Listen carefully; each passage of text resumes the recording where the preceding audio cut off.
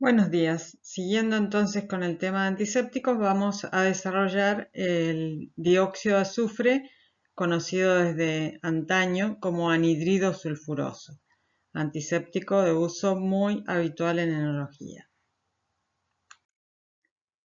Como mencionamos en la clasificación de antisépticos, es un antiséptico sin peligro para la salud humana siempre y cuando se use dentro de ciertos límites establecidos. ¿Cuáles son esos límites? Bueno, la dosis diaria admisible por ingestión es de 0,7 miligramos de sulfito por kilo de peso corporal y por día. Pero es un hecho que el ser humano excreta de 1,5 a 2,5 gramos de sulfatos en forma diaria y sin haber consumido necesariamente vino que contiene dióxido de azufre. ¿Por qué? Bueno, porque nosotros ingerimos con nuestra dieta aminoácidos sulfurados provenientes de proteínas que comemos y como poseemos una sulfito-oxidasa mitocondrial, ese sustituyente que puede ser un sulfuro en un aminoácido pasa a ser un sulfito que a su vez es oxidado y transformado en sulfato por esta sulfito-oxidasa mitocondrial. Y estamos entonces excretando en forma normal sulfatos en forma diaria de acuerdo al azufre que ingerimos en nuestra dieta. Por lo tanto, el aporte que nuestro cuerpo debería metabolizar por la ingestión de vino que ha sido tratado con dióxido de azufre es mínimo. Sí hay que tener en cuenta que el dióxido de azufre inactiva la tiamina o vitamina B1. Por lo tanto, cualquier comida que nosotros acompañemos con vino que contiene sulfitos, inactivará toda la vitamina B que estemos ingiriendo en esa comida. Eso sí es un efecto indiscutible. Dijimos que el dióxido de azufre no tenía riesgo siempre y cuando se usara dentro de ciertos límites, pero por ejemplo hay personas que son especialmente sensibles. Los asmáticos, no todos los asmáticos, sino el grupo que depende de esteroides, que son aproximadamente el 20% de la población de personas asmáticas, pueden sufrir un efecto letal por acción del dióxido de azufre. Generalmente provoca dificultades respiratorias, respiración entrecortada, sibilancia y tos. Y una inhalación accidental de dióxido de azufre en forma de gas cuando la concentración en el aire es de 0,05-0,07% volumen a volumen, si durante 30 o 60 minutos estamos sometidos a esa concentración, el resultado puede ser mortal. También, bueno, hay que tener muchísimo cuidado al manipular el dióxido de azufre porque, por ejemplo, puede saltar cuando está en forma líquida y dañarnos los ojos, por ejemplo, la piel, etc. Por lo tanto, debemos manejarlo con mucho respeto. Aquí pueden ustedes ver el efecto del dióxido de azufre. En este caso estamos ante orejones de damasco. Ustedes pueden ver a la izquierda aquellos que han sido deshidratados pero en contacto o tratados con dióxido de azufre y los de la derecha han sido deshidratados sin el contacto con el dióxido de azufre. Como pueden ver hay una neta acción antioxidante, el color se ha conservado perfectamente en los damascos tratados con dióxido de azufre, no así en los secados sin el aporte de dióxido de azufre. Aquí podemos ver también el efecto del dióxido de azufre sobre pasas de uva. Aquí está el secreto entre obtener una pasa de uva rubia y una pasa de uva negra. Es simplemente que las pasas de uva rubia han sido deshidratadas previo un tratamiento con dióxido de azufre, por lo tanto conservan el color, mientras que las pasas de uva negra no han sido tratadas con dióxido de azufre, por lo tanto se oxidan y adquieren su color característico. Como ya hemos mencionado en clases previas, el Instituto Nacional de Vitivinicultura es quien legisla sobre los aspectos a controlar en el caso de la vitivinicultura y a través de la resolución 281 de 1985 permite el uso del dióxido de azufre y sus sales, metabisulfito de potasio, bisulfito de potasio y sulfito de potasio. No quiere decir esto que a partir de 1985 se ha permitido el uso del dióxido de azufre. sino que se han ido incorporando, por ejemplo, el bisulfito, ácido de potasio, y esta es la última resolución, digamos, que ha tratado este punto hasta el momento. Como ven, en el caso de la segunda resolución, que es la número 26 del año 2006, introduce la utilización de la solución acuosa de bisulfito de amonio en uvas estrujadas y mostos. Fíjense que en este caso estamos haciendo dos aportes en un solo aditivo, porque por un lado estamos incorporando dióxido de azufre, ese bisulfito en algún momento se va a liberar y va a transformarse en dióxido de azufre, y por otro lado estamos incorporando nitrógeno bajo la forma de amonio. Pero observen la restricción, solo se puede usar en uvas estrujadas y mostos, o sea, estamos hablando en forma previa a la fermentación, de modo que este amonio sirva como nutriente, por ejemplo, para las levaduras, pero no lo podemos usar en vinos terminados. Esto, lo que les quiero decir con esto es que el INB, si bien tiene un marco legal general, que es la Ley 14878, que es la Ley Nacional de Vinos del año 1959, después tiene la posibilidad de establecer normativas que se van adaptando a la realidad y que van cambiando periódicamente de acuerdo a las necesidades de ayornar la legislación a la realidad del mundo del vino. Por lo tanto, ustedes van a ver que en forma permanente se van derogando las resoluciones que estaban vigentes cuando se introduce un cambio y se establece una nueva normativa que empieza a regir, por ejemplo, en este caso a partir de 1985 o de 2006, que comprende en general o establece los cambios a las resoluciones antes vigentes. Existen registros del uso del dióxido de azufre como fumigante o antiséptico desde la época de los griegos y los romanos. Particularmente en la Odisea, un poema épico que fue relatado por Homero, un rapsoda que vivió aproximadamente 8 siglos antes de Cristo y que después fue vertido a la forma escrita, este poema épico, se menciona el uso del azufre y la necesidad de quemarlo para generar ese humo que actuaba como antiséptico. En la Rapsodia 22, en el párrafo 481, Odiseo, o Ulises también conocido, le dice a su ama Euriclea, luego de la matanza de los pretendientes de Penélope, anciana, trae azufre, medicina contra lo malo, y trae también fuego para azufrar la casa. O sea que aquí queda claro que los griegos sabían que era necesario quemar el azufre para que ese humo actuara como antiséptico, como desinfectante.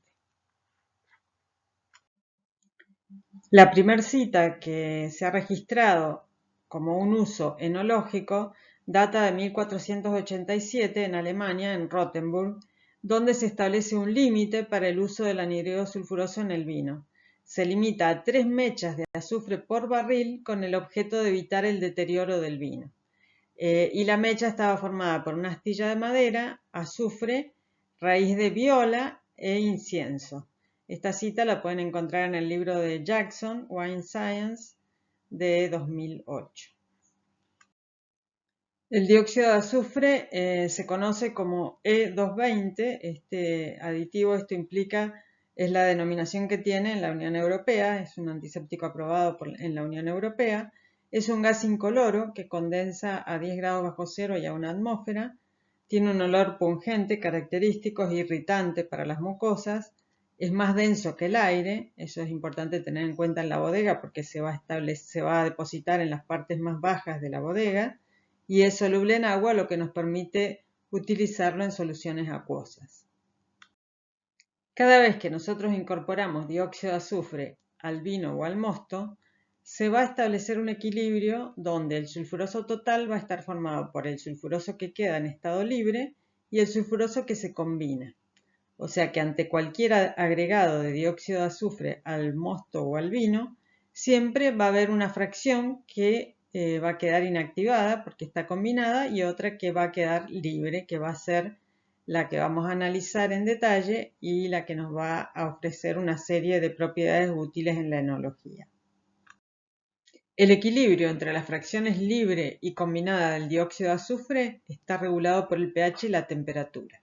Cuanto menor es el pH o mayor la acidez, mayor es la concentración de dióxido de azufre que quedará libre. Y cuanto mayor es la temperatura, mayor es la concentración de dióxido de azufre que estará bajo la forma libre.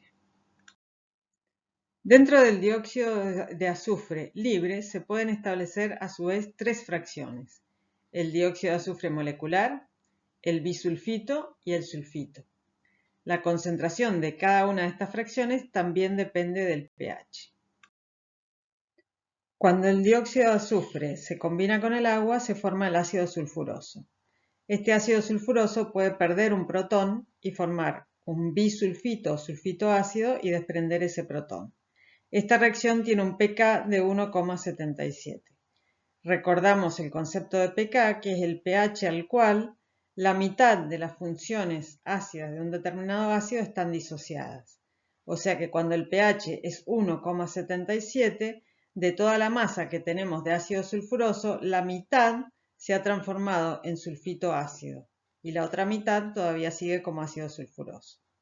En el caso del bisulfito, puede todavía perder otro protón y transformarse en sulfito.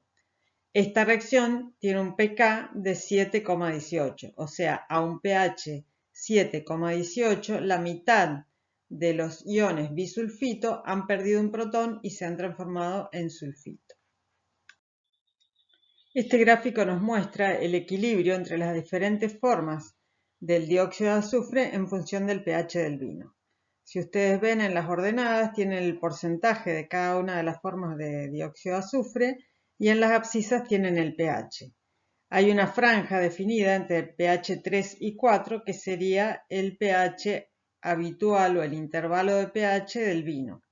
Si ustedes siguen la curva de color azul del sulfuroso molecular, fíjense que al pH del vino hay cantidades menores al 10%, llegando casi al 0% cuando el pH es muy similar a 4.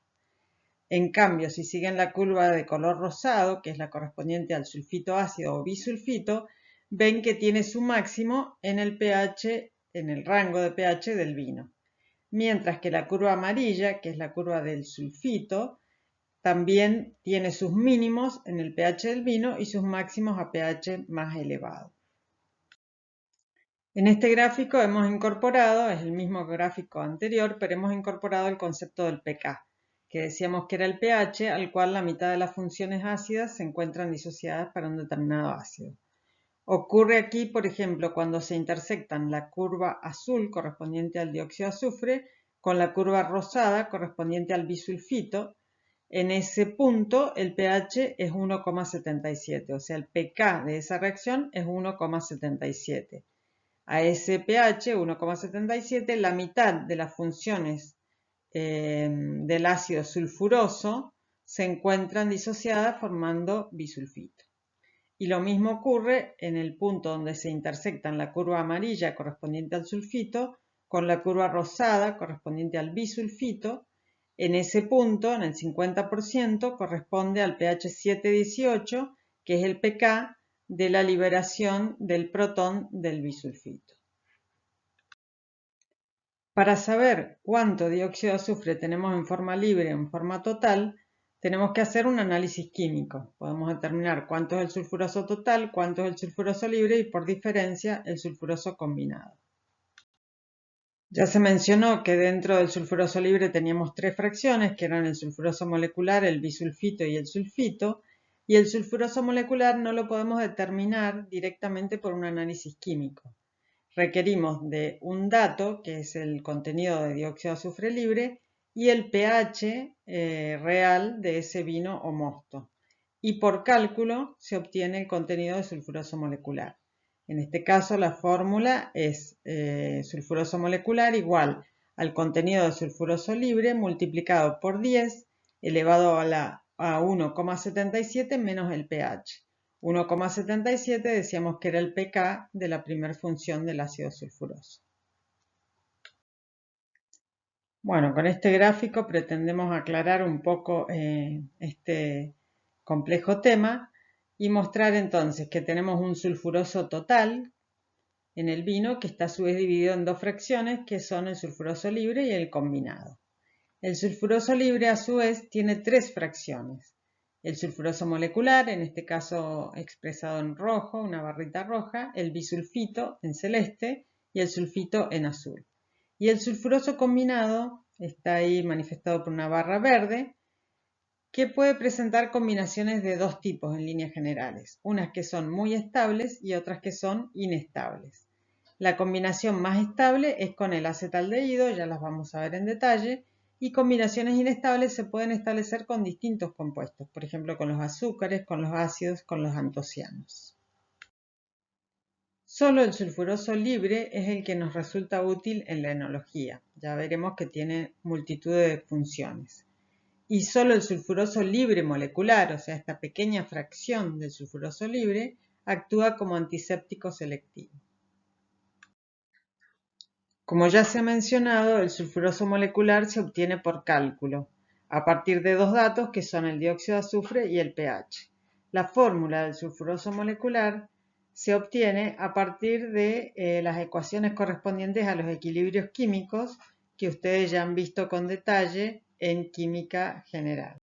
Aquí les presento una pequeña parte del desarrollo para recordarlo. Obviamente no es el objetivo de esta clase, sino entender de dónde se obtiene la fórmula para el cálculo del sulfuroso molecular. Si reagrupamos, obtenemos que el sulfuroso molecular es igual al sulfuroso libre por 10 elevado a la diferencia entre 1,77 y el pH. Esta sería una fórmula, pero puede aparecer otra fórmula donde se establece que el sulfuroso molecular es igual al sulfuroso libre dividido una expresión dada por 1 más 10 elevado al pH menos 1,83.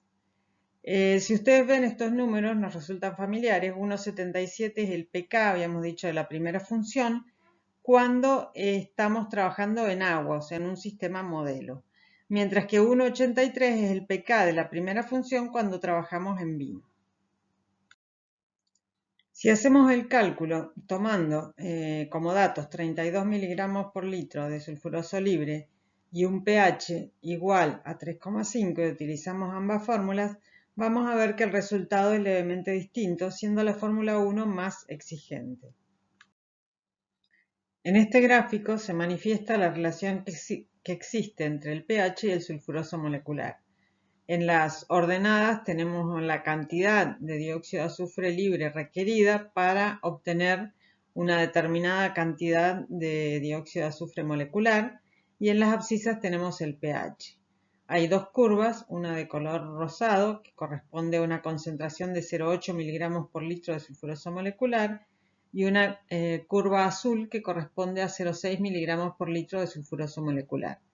Si ustedes observan cómo evolucionan estas curvas, verán que a medida que el pH crece, es mucho más la concentración de dióxido de azufre libre necesaria para tener la misma cantidad de molecular. Si analizamos, por ejemplo, la curva rosada, que corresponde a 0,8 miligramos por litro de sulfuroso molecular, vemos que a un pH de 3,4, prácticamente con 33-32 miligramos por litro de sulfuroso libre, obtenemos los 0,8 miligramos por litro de sulfuroso molecular. Pero si el pH es 3,7, necesitaremos más de 60 miligramos por litro de sulfuroso libre para obtener 0,8 miligramos por litro de molecular.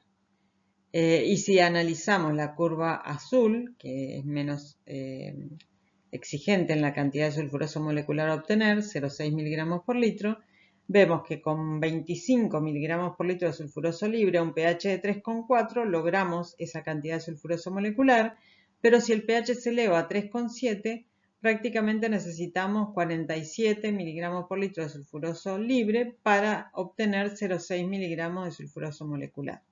O sea que aquí queda muy claro la necesidad de mantener pH relativamente bajos para lograr la cantidad necesaria de sulfuroso molecular que actúe como antiséptico en el vino. Y también nos muestra que a veces con un pH muy elevado, la cantidad de sulfuroso libre que necesitamos para tener esa cantidad de molecular es realmente muy elevada. y esto trae, por ejemplo, consecuencias organolépticas, o sea, se percibe un exceso de dióxido de azufre a nivel gustativo. En este gráfico, bueno, tenemos presentado de otra forma el mismo concepto, porque aquí tenemos en las ordenadas la cantidad de sulfuroso molecular, en abscisas el pH, y cada una de estas curvas indica una cierta cantidad de sulfuroso libre. O sea que, y tenemos definidas 3 líneas negras, una que corresponde a 0,5 miligramos por litro de sulfuroso molecular, otra que corresponde a 0,8 miligramos por litro de sulfuroso molecular y otra que corresponde a 2 miligramos por litro de sulfuroso molecular. Es otra forma de interpretar, uno, digamos, se sube a una de las curvas y va recorriendo el pH para obtener la cantidad de moléculas.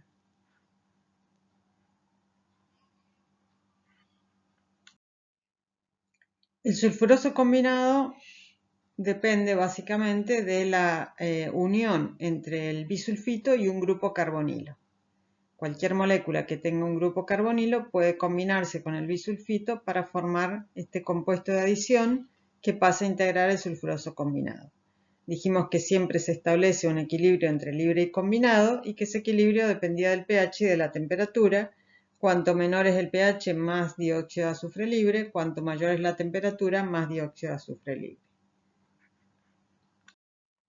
Los compuestos que pueden combinar con el dióxido de azufre son muchos, son todos estos que tienen esta función carbonilo, y entre ellos encontramos el acetaldehído, los antocianos, los cetoácidos, el ácido glucónico y el glucurónico, el ácido galacturónico, los azúcares y el diacetilo.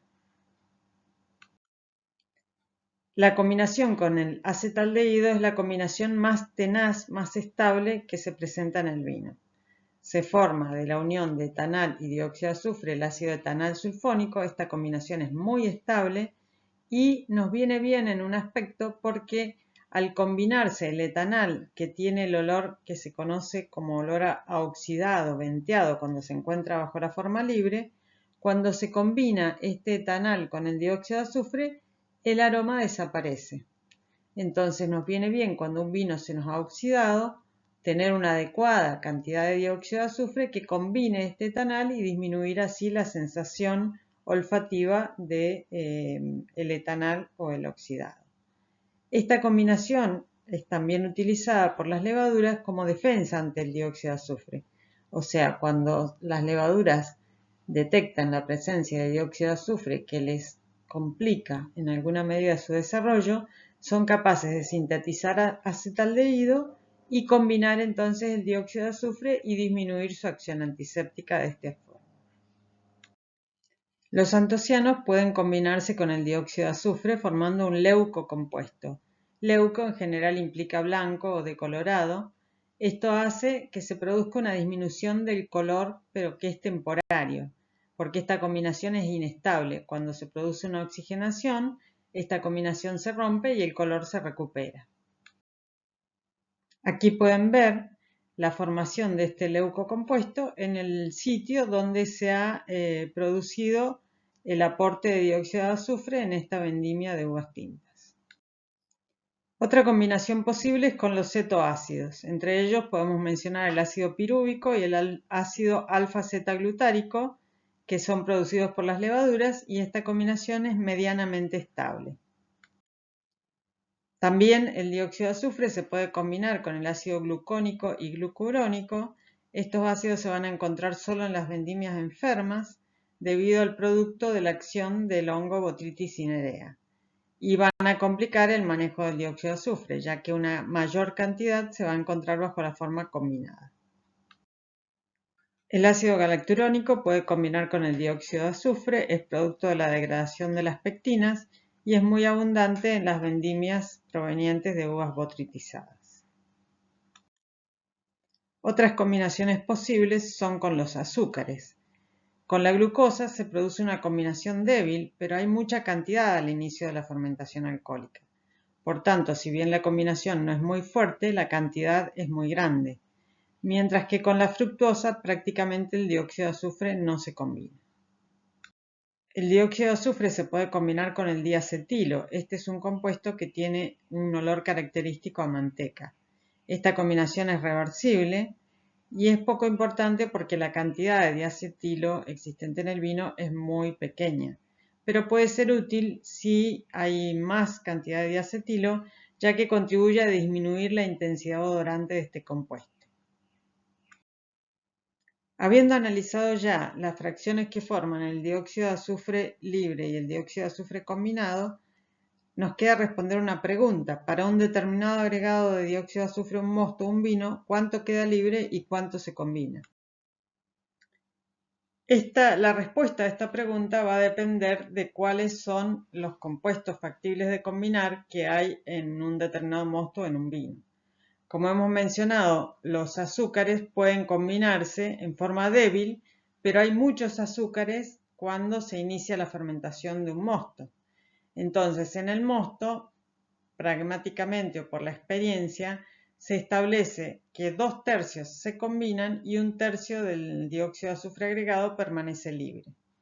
Mientras que en un vino seco, donde esos azúcares ya se han consumido, se considera que la mitad se combina y la mitad permanece libre. Esto es una base para empezar a trabajar, ya que cada uno de ustedes después hará su propia experiencia y esto dependerá mucho de las condiciones de la uva que reciben, de las condiciones de higiene de la bodega en donde trabajan, de la acidez que trae la uva que ustedes reciben. Entonces, a partir de la experiencia y el trabajo, el conocimiento de su zona y su materia prima, probablemente estas relaciones se puedan achicar. Tal vez en los mostos de ustedes, si son mostos de tipo más ácido, en realidad no se combinan 2/3, se combinan menos. Entonces ustedes podrán ir ajustando sus cálculos de acuerdo a la experiencia realizada. El dióxido de azufre tiene una gran variedad de propiedades que nos resultan útiles en la enología que iremos estudiando en particular. Pero podemos mencionar la principal, que actúa en forma antiséptica y selectiva. Produce una inhibición enzimática, se une, se enlaza con los carbonilos, el caso del etanal que habíamos mencionado antes, destruye la tiamina, oxida al sulfito, interviene en las reacciones dióxido de azufre peróxido y actúa también como solubilizante, acidificante y defecante. Ahora vamos a analizar cada una de estas propiedades en detalle. Antiséptico selectivo. Las bacterias resisten menos que las levaduras. Y las levaduras apiculadas, un grupo que ya vamos a estudiar, resisten menos que las levaduras de la especie Saccharomyces, que ustedes saben que es la que llevará a cabo principalmente la fermentación alcohólica. Y esta acción antiséptica selectiva es propia del dióxido de azufre molecular. ¿Por qué se produce esta inhibición de los microorganismos? Bueno, porque el sulfito afecta dos enzimas. La primera es la gliceraldehído 3-fosfato deshidrogenasa, que transforma el gliceraldehído 3-fosfato a 3-fosfoglicerato en la glicólisis.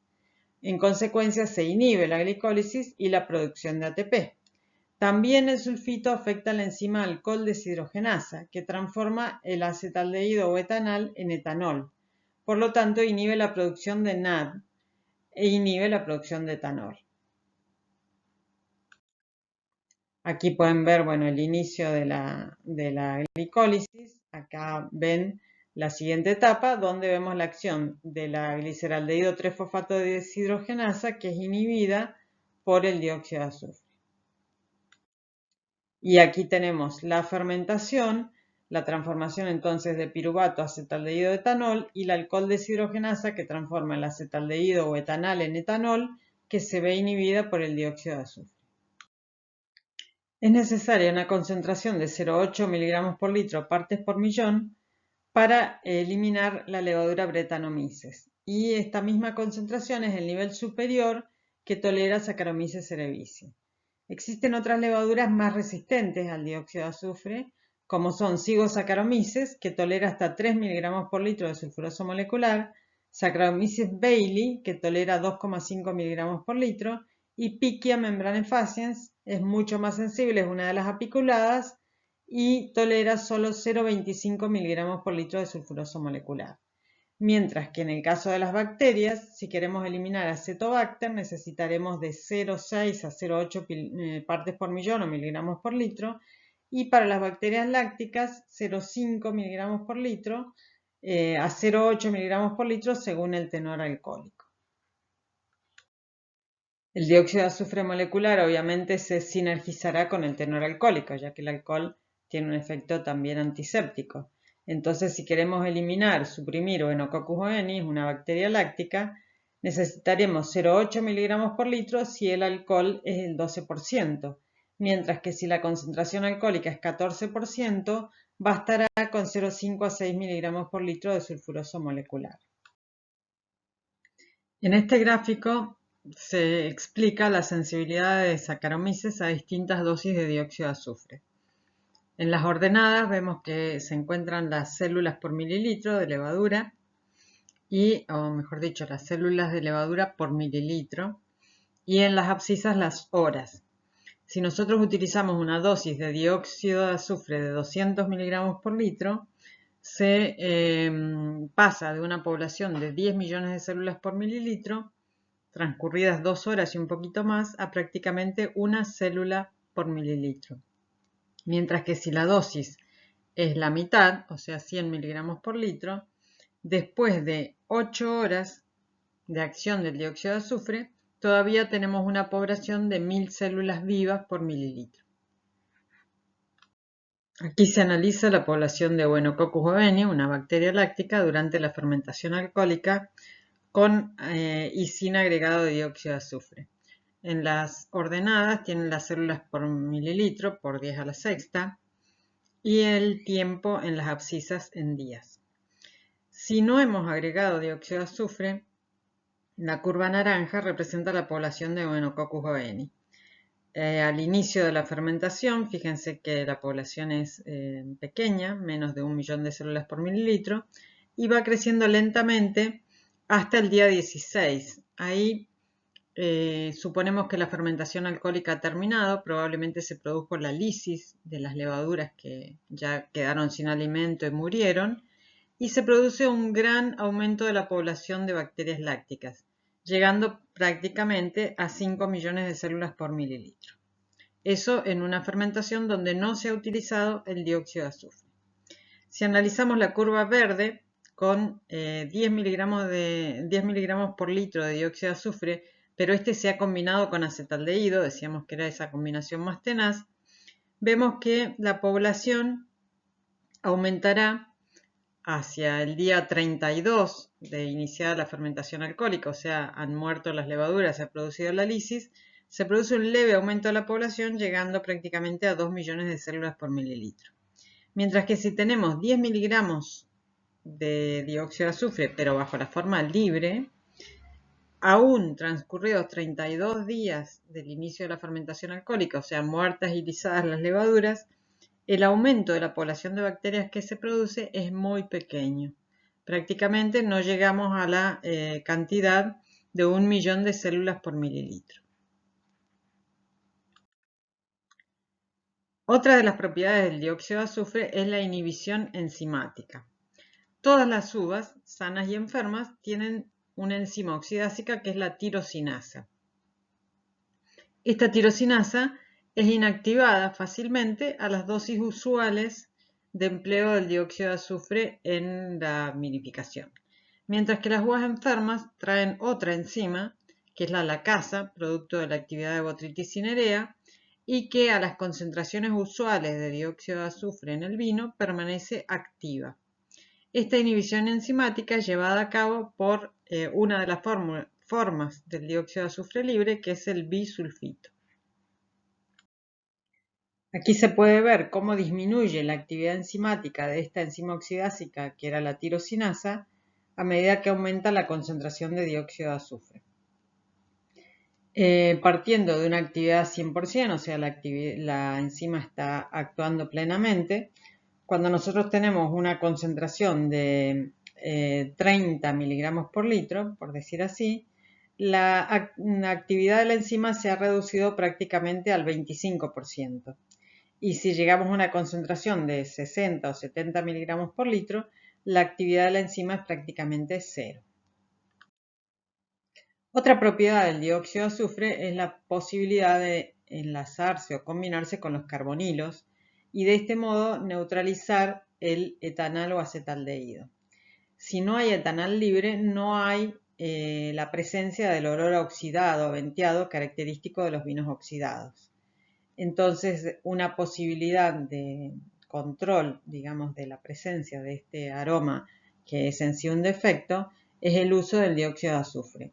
Y la forma bisulfito, integrante del sulfuroso libre, es la que se combina con el etanal para neutralizar este aroma característico.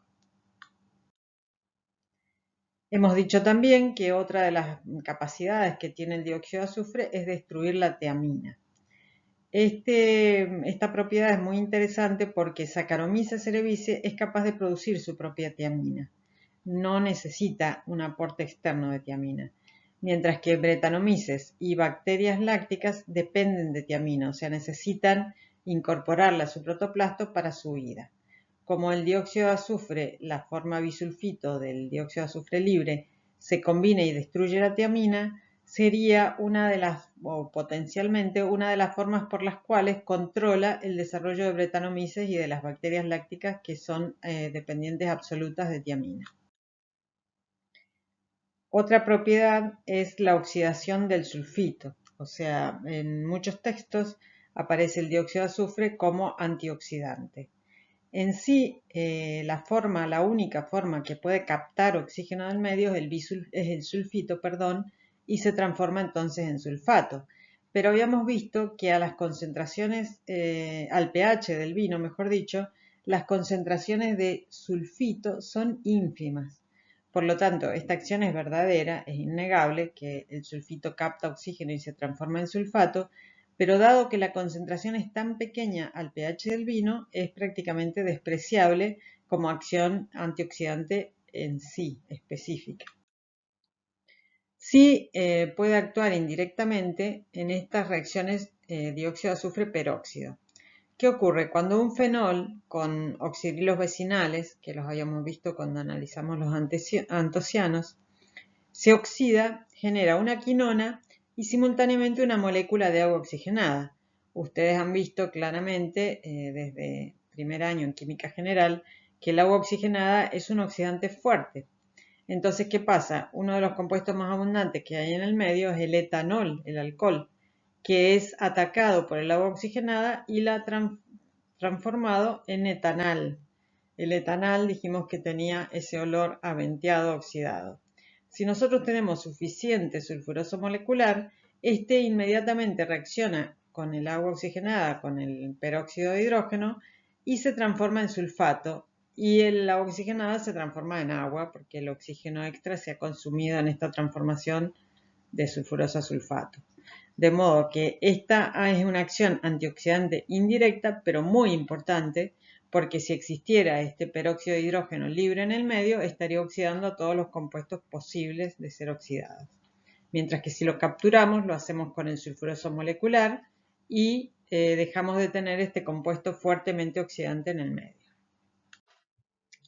Resumiendo, podemos decir que sí, que el dióxido de azufre se comporta como un antioxidante, pero de forma indirecta, porque por un lado inhibe la tirosinasa, que dijimos que era una enzima oxidante, entonces al ser inhibida ya no va a oxidar, captura el etanal, que es producto de la oxidación, o sea, si ya se ha producido una cierta oxidación, captura este producto que tiene ese aroma característico, entonces no se percibe como oxidado el producto.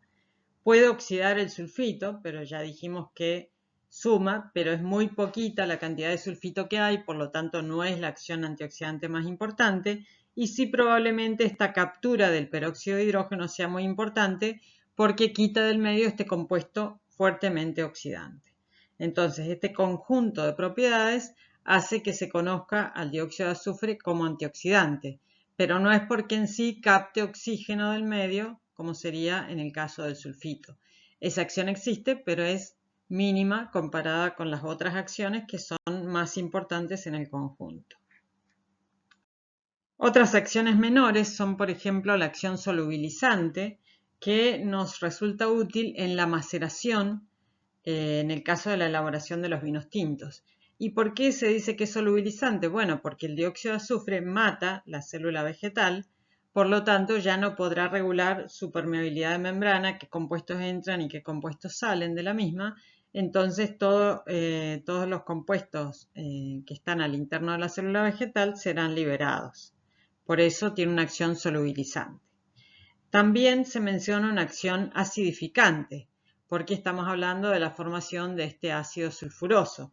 Pero si ustedes ven las concentraciones que tenemos de ácidos en el vino, que estamos hablando de gramos por litro, 5, 4, 5, 6 gramos por litro, y la cantidad de dióxido de azufre que podemos incorporar en un vino, cuando el límite está alrededor en el mejor de los casos, alrededor de 200 miligramos por litro, vemos que la magnitud de esa acción insignificante realmente es despreciable.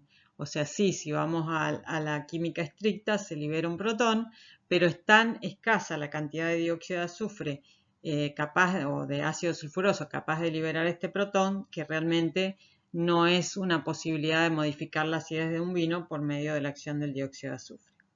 Otra acción que sí es muy importante es la acción floculante o defecante, particularmente la floculación de las proteínas, que nos viene muy bien en el desborre previo. También, bueno, por esta acción se inactiva la tirosinasa. Entonces, si nosotros estamos tratando de limpiar un mosto, un desborre previo, una fermentación en un vino blanco, el dióxido de azufre nos va a ayudar de dos formas. Por un lado, va a inhibir por un tiempo el inicio de la fermentación y por otro lado, floculará proteínas que nos ayudarán a sedimentar todos los compuestos indeseables que queremos eliminar en esta etapa. Las levaduras son capaces de producir dióxido de azufre, o sea que aunque nosotros hagamos una elaboración de vino sin incorporar dióxido de azufre exógeno, podríamos decir así, siempre vamos a encontrar una cierta cantidad de dióxido de azufre porque es producido por las levaduras. Y a veces no es tan baja esta cantidad, depende de la cepa o de la levadura, pueden llegar a producir de 10 a 30 miligramos por litro. Esta producción de dióxido de azufre es un carácter negativo en la selección, o sea que siempre se tiende a seleccionar las levaduras que tengan mínima producción de dióxido de azufre. Esto es la elaboración del vino, pero si ustedes piensan en la vida de la levadura en forma salvaje, el hecho de poder sintetizar dióxido de azufre le permite combatir a otros grupos sensibles, otros grupos microbianos sensibles al dióxido de azufre. O sea que es un muy buen recurso para la levadura. Por un método muy sencillo se puede identificar aquellas colonias de levaduras productoras de sulfuro. El sulfuro, según las condiciones del medio, se va a transformar en dióxido de azufre o en ácido sulfídrico, que tiene un olor muy desagradable a huevo podrido. Entonces es importante, si nosotros estamos seleccionando levaduras para vinificar, que tengan mínima producción de sulfuro. Esto lo podemos probar fácilmente utilizando lo que se llama el agar Biggie, donde tenemos un agar que contiene bismuto, glucosa y glicina. Si la levadura produce sulfuro, al entrar en contacto con el bismuto del medio, se forma sulfuro de bismuto que es de color marrón. Entonces la colonia será tanto más coloreada cuanto más sulfuro produzca la levadura. Ustedes pueden analizar en la caja de Petri que hay una colonia que es blanca, un mutante blanco, hay otras colonias de un color beige clarito, o va aumentando la intensidad de color hasta prácticamente marrón cuando la producción de sulfuro es importante. Entonces, de esta manera uno rápidamente puede descartar las colonias más coloreadas porque eso nos indica una alta producción de sulfuro. El dióxido de azufre también puede afectarnos organolépticamente en cuanto a sus concentraciones. Puede ser que ocurra porque está en falta o porque está en exceso. Cuando tenemos muy poco sulfuroso molecular, vamos a tener acetaldehído libre, por lo tanto se va a percibir un olor oxidado. En cambio, cuando tenemos un sulfuroso molecular en exceso, lo vamos a percibir como defecto. Es difícil describir qué se siente al oler un determinado producto, pero la sensación se describe como pungente, como algo que pincha, metálico, otros lo definen como jabonoso. y se pueden hacer una idea cuando huelen un fósforo quemado, porque generalmente los fósforos suelen traer trióxido de azufre, entonces, suelen traer azufre en su cabeza y al ser quemados se genera el trióxido de azufre que les da una idea de a qué puede oler el sulfuroso previa a la experiencia de bodega. Según el pH, este defecto, esta percepción del olor a sulfuroso en exceso, se puede percibir con 20 miligramos por litro si el pH es muy ácido, o a veces si el pH es más elevado, podemos llegar a tener 80 miligramos por litro y no notarlo aún como un defecto. Vamos a adentrarnos ahora en la tecnología de uso. Una de las posibilidades de utilizar el dióxido de azufre es como gas licuado a presión. Para eso nosotros vamos a utilizar lo que se llama un sulfitómetro, que es como una garrafita pequeña, y lo vamos a medir en unidades de peso. Tenemos un tubo de nivel, que generalmente responde a unidades de peso, y un difusor. Aquí pueden ver con más detalle el tubo de nivel, donde por ejemplo la lectura que ustedes ven en la escala es 2 o 4, 5, estamos hablando generalmente de 500 gramos o 600 gramos. A veces estas garrafitas tienen un peso de 2 kilos. Y ahí pueden ver el difusor unido a una manguera y debe tenerse en cuenta que esta manguera debe estar bien sumergida, sobre todo en la zona del difusor, en el líquido para no liberar dióxido de azufre al ambiente. Acá dijimos que esta forma es gas licuado a presión, o sea, dentro de la garrafa está licuado, está líquido, y cuando yo abro la válvula y pongo el líquido en contacto con la atmósfera, se gasifica. Es por eso que les decía que el difusor debe estar sumergido en el vino o en el mosto para que no se libere gas al ambiente, sino que ese gas quede dentro del líquido. Y se trabaja con unidades de peso. Aquí ustedes pueden ver en esta foto en la parte superior de una bodega y al fondo pueden ver un tanque horizontal que es donde se almacena el gas licuado dióxido de azufre. Muchas bodegas tienen este gas ubicado en la parte más alta de la bodega y luego por un sistema de cañerías utilizan la gravedad para la dosificación, o sea, lo llevan a todas las zonas de la bodega en forma líquida y cuando abren la válvula se transforma en gas. Otra posibilidad de usar el dióxido de azufre es utilizar una solución acuosa. Nosotros dijimos ya que el dióxido de azufre se disolvía en el agua. El vino es sobre todo agua, el mosto es sobre todo agua, lo vimos en la clase de composición. Y la solución acuosa que se puede hacer se satura al 6%, o sea, 6 en 100, 60 en 1000. O sea, tendremos una concentración máxima de aproximadamente 60 gramos por litro. Y en este caso nosotros trabajamos en unidades de volumen. Otra alternativa es utilizar sales, o sea, el dióxido de azufre en forma sólida, como metabisulfito de potasio, y esto tiene un rendimiento teórico del 57,6%, pero en realidad rinde menos, el 50%. Y si ustedes abren un paquetito de metabisulfito de potasio, notarán un tremendo, intenso olor a dióxido de azufre. Esto nos habla de que se pierde en forma continua el título, porque está evaporando. Entonces, si lo usan de un año para el otro, probablemente no tengan ni siquiera el 50% de rendimiento. Y en este caso también trabajamos en unidades de peso. Se puede generar el gas dióxido de azufre a través de la combustión de las mechas de azufre. Tradicionalmente era un lienzo, una tela sobre la cual se depositaba azufre y por combustión se generaba el dióxido de azufre. Pueden utilizarse otros soportes como almidón, celulosa, silicato de calcio de aluminio y la forma puede ser pastillas o pajuelas. Hay que entonces generar la combustión y se utiliza sobre todo para la conservación de vasijas. Un átomo de azufre se combina con 2 de oxígeno, entonces teóricamente el rendimiento es del 200%, pero en realidad hay una pérdida entre el 20 y el 30%. Aquí ven ustedes una lámina, probablemente de celulosa, donde tiene depositado el azufre que será quemado para azufrar una barrica. Y aquí otro dispositivo, una especie de canastita donde hay una pastilla que será quemado también para sufrar una barrica. En cuanto a los momentos de aplicación, van a variar y van a ser, digamos, específicos a lo largo de toda la vida del vino. El primer aporte de dióxido de azufre es en la etapa prefermentativa, porque nosotros buscamos esa acción antiséptica selectiva, que es la más importante al inicio de la fermentación. En el caso de los vinos blancos, tendremos que recordar que el dióxido de azufre tiene una acción disolvente.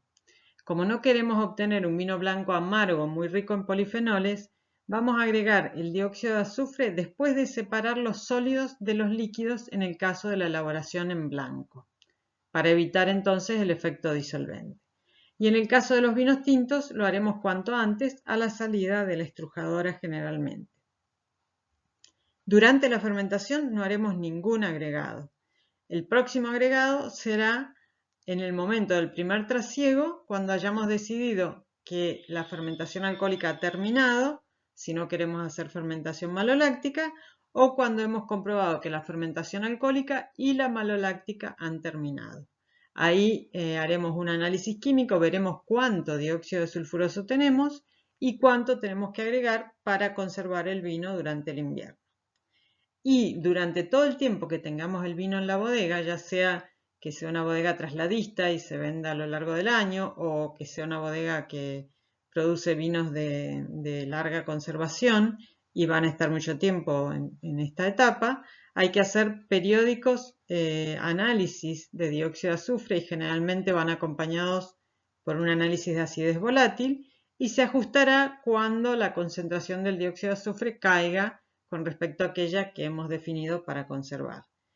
¿Por qué cae? Bueno, porque el vino está sufriendo el efecto de la temperatura, de la humedad atmosférica y siempre se está evaporando una cierta parte y hay una pérdida de dióxido de azufre, otra parte se está oxidando, como ya vimos. Entonces será necesario corregir estas dosis para tener el vino siempre protegido. Y el último agregado será en forma previa al embotellado, de modo que el vino llegue en la condición perfecta en que está al momento de embotellarse hasta que el consumidor abra esa botella.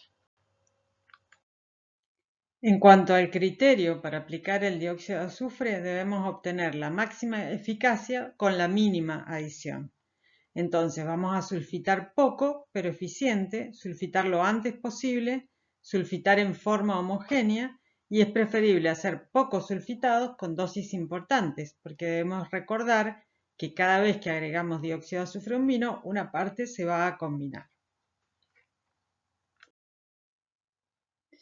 En líneas generales, durante la elaboración, vamos a trabajar con dosis que van a ir de 3 a 10 gramos por hectolitro de sulfuroso total, pero debemos considerar utilizar las mínimas dosis posibles. Por lo tanto, si estamos trabajando con vinos blancos, probablemente trabajemos con 3-4 gramos por hectolitro, siempre hablando de uvas sanas, y un poquito más si se trata de uvas tintas, 5 gramos por hectolitro tal vez.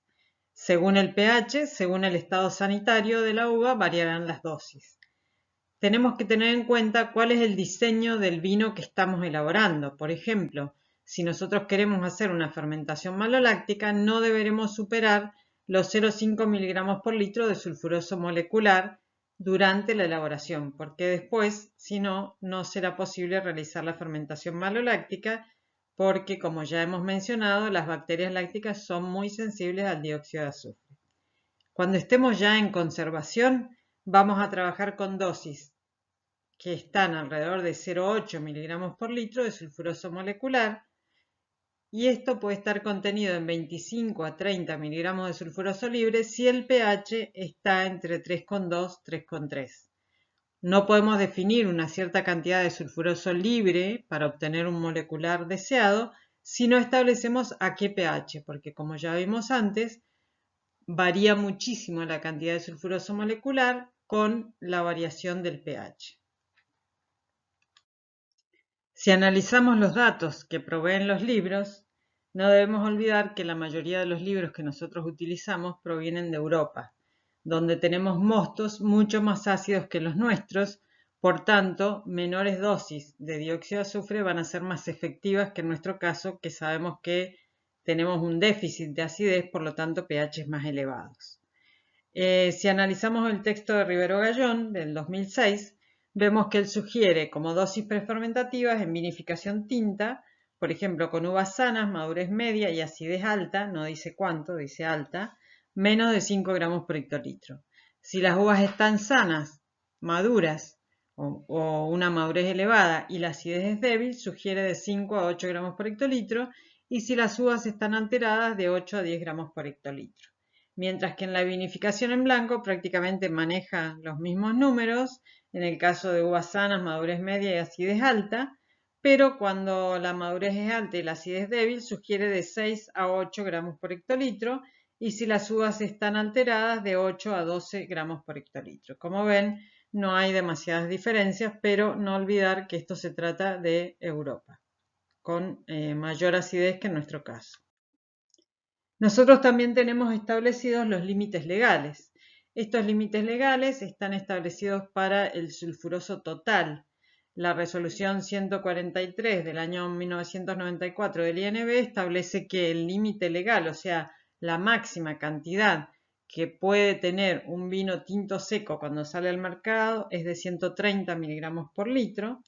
Un vino abocado dulce, si es tinto, 180 miligramos por litro. Un vino blanco seco 180 miligramos por litro y un vino blanco abocado dulce 210 miligramos por litro. Esto en ningún modo significa que nosotros vayamos a sulfitar llegando al límite legal desde el inicio, porque nosotros estamos hablando de que este límite legal se aplica al producto cuando sale al consumo.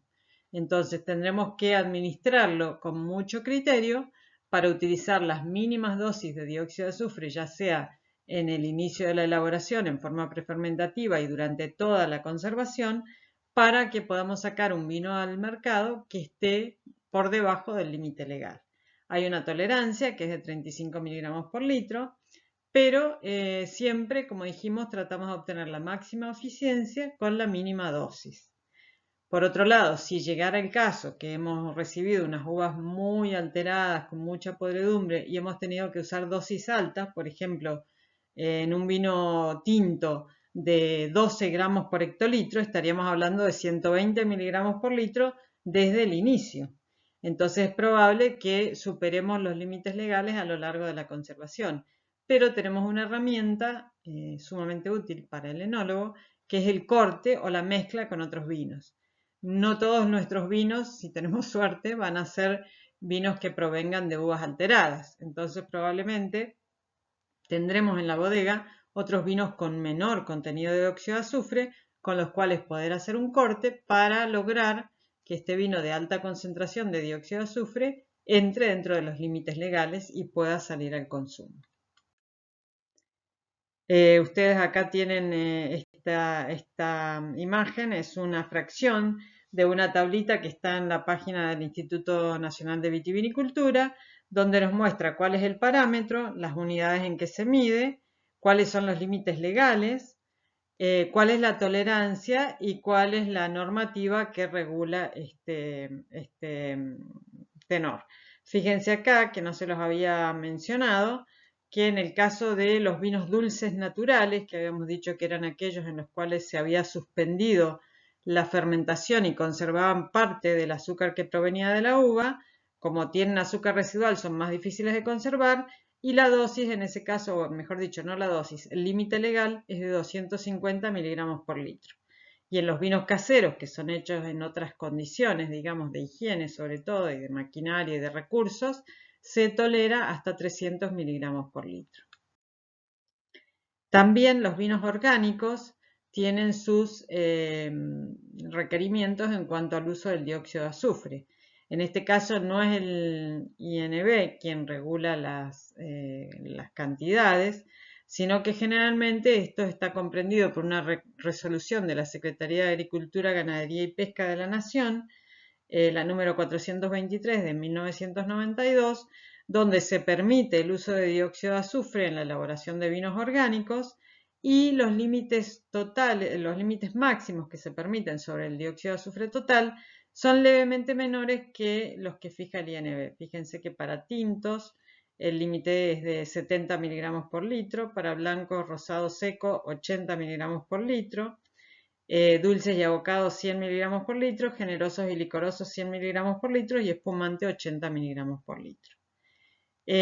Como ustedes pueden ver, no son muy distintos de los tenores que se manejan para todos los vinos y es como bastante sencillo de obtener un vino orgánico en nuestra zona debido a las condiciones en que viene la materia prima, que por suerte no todos los años tenemos una alta incidencia de podredumbre. A nivel de Europa, la normativa está establecida acerca de los vinos orgánicos. Bueno, aquí hay mucho texto, pero vamos a la siguiente donde lo vemos con más detalle. Los límites que se establecen en la Unión Europea para el dióxido de azufre en los vinos orgánicos, en tintos con menos de 2 gramos por litro de azúcares reductores se toleran 100 miligramos por litro y en vinos rosados y blancos secos con menos de 2 gramos por litro de azúcares reductores 150 miligramos por litro. O sea que ustedes pueden ver que la normativa europea es incluso más tolerante que la nuestra al interno de la Argentina. En cuanto a los límites legales para todo tipo de vinos, en la Unión Europea, para los vinos secos, tintos, se permite hasta 160 miligramos por litro de sulfuroso total, nosotros 130. Para los blancos y rosados, 210 miligramos por litro. Para los vinos dulces, se tolera 210 miligramos por litro de sulfuroso total en el caso de los tintos y 260 miligramos por litro en el caso de los blancos y rosados. En todas estas categorías, nosotros al interno de nuestro país tenemos límites menores que estos.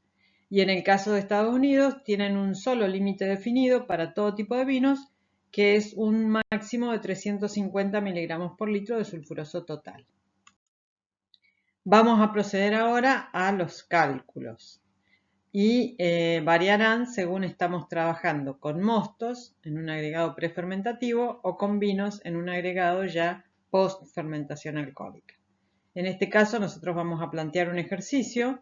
Tenemos 100 hectolitros de vendimia molida, son uvas tintas y están sanas, el pH es 3,6.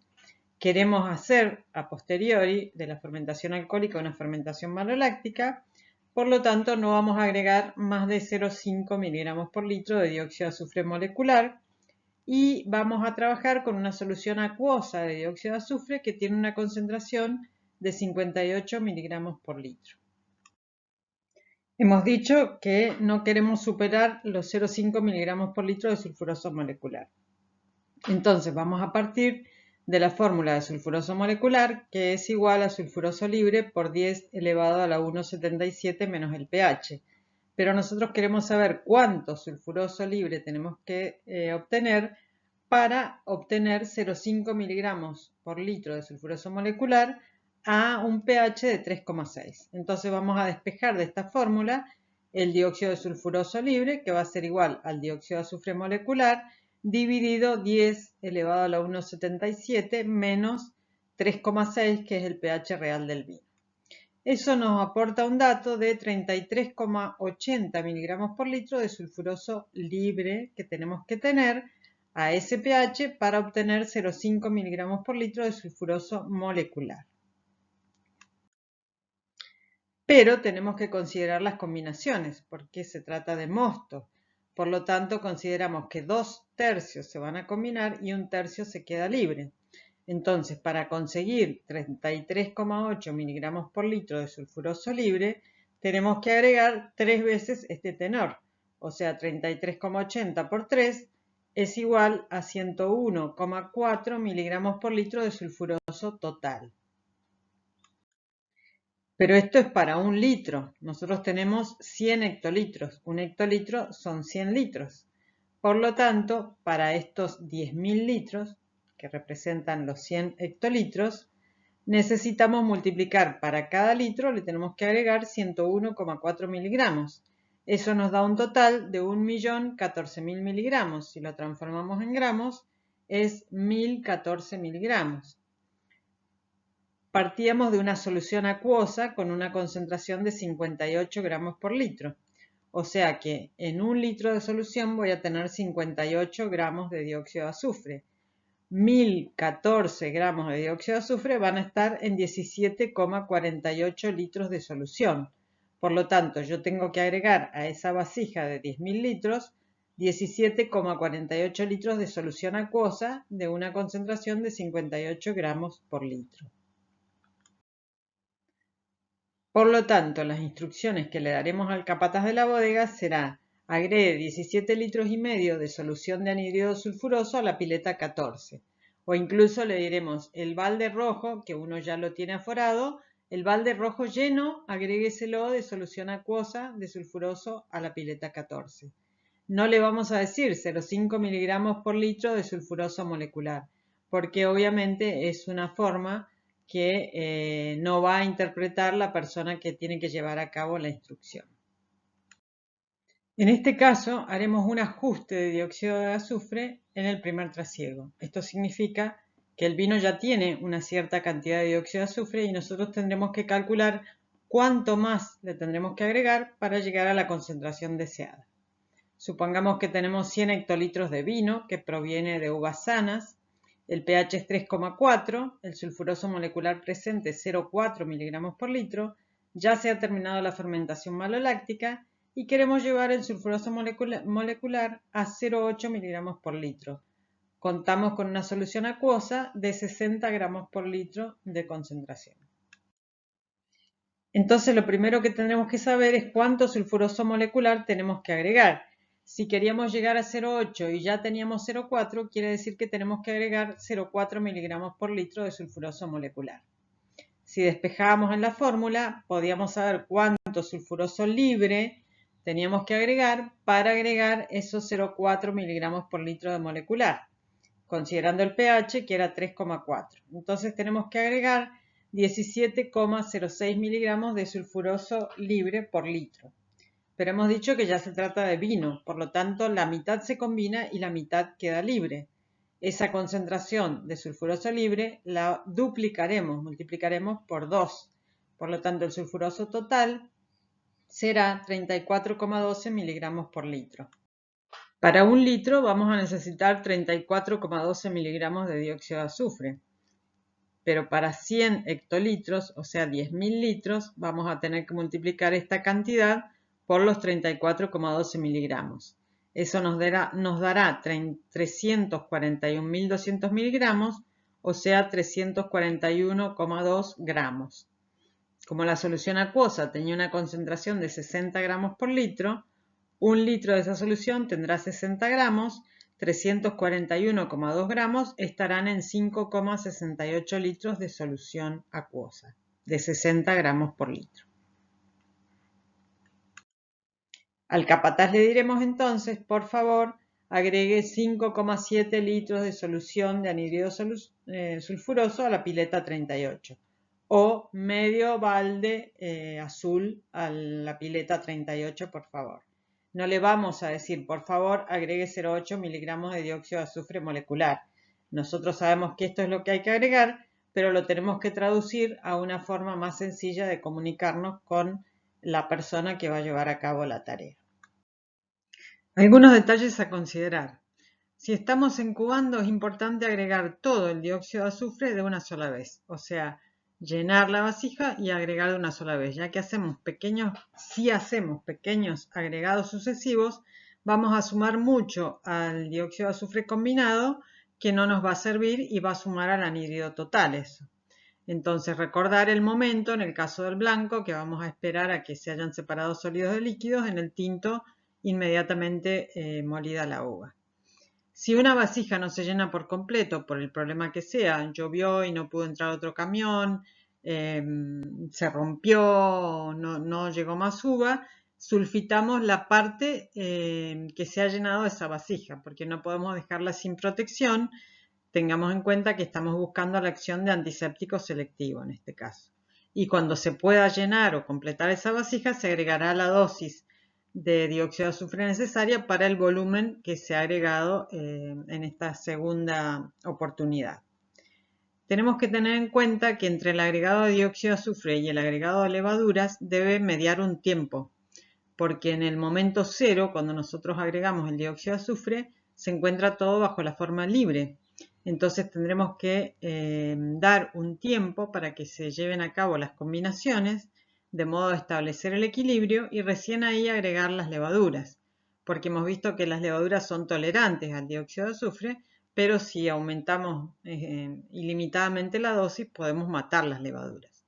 Entonces se estila por lo menos esperar unas 4 horas entre el agregado de dióxido de azufre y el levadurado.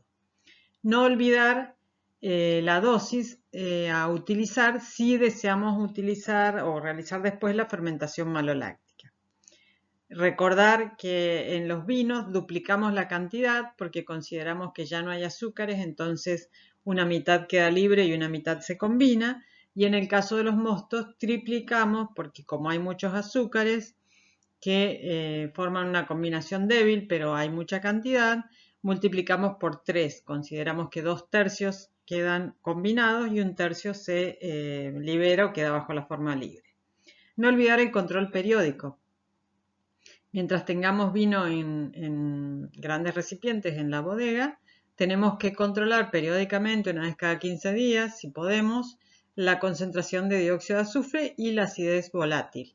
La acidez volátil es un indicio del desarrollo microbiano, entonces generalmente si disminuye la concentración de dióxido de azufre entre un análisis y otro, aumentará la volátil, porque hay la posibilidad de que desarrollen microorganismos.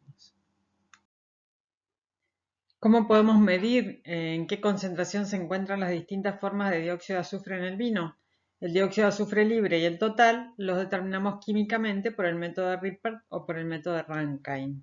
Y el dióxido de azufre molecular lo calculamos a partir del dióxido de azufre libre y el pH. Aquí pueden ver en la determinación de dióxido de azufre libre y total los puntos de viraje, ya que en el caso del dióxido de azufre libre nosotros lo único que hacemos es acidular el medio, porque esto es cuantitativo en medio ácido mineral, y vamos a trabajar con yodo como agente titulante y almidón como indicador. En el caso del vino blanco no habrá ningún problema, en el caso del vino tinto es un poquito más difícil de ver el viraje.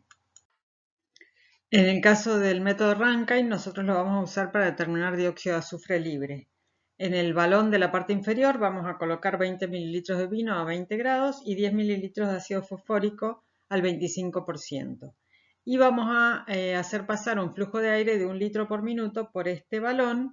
Todo el circuito está cerrado y en el balón con forma de corazón se va a recibir en una mezcla de 10 mililitros de agua oxigenada al 0,3% a 20 grados y 3 gotas de indicador Talliro rojo de metilo más azul de metileno, digamos, el aire que contiene el dióxido sulfuroso libre, el dióxido de azufre libre que hemos desplazado por medio de este flujo de aire del vino que teníamos en la parte inferior.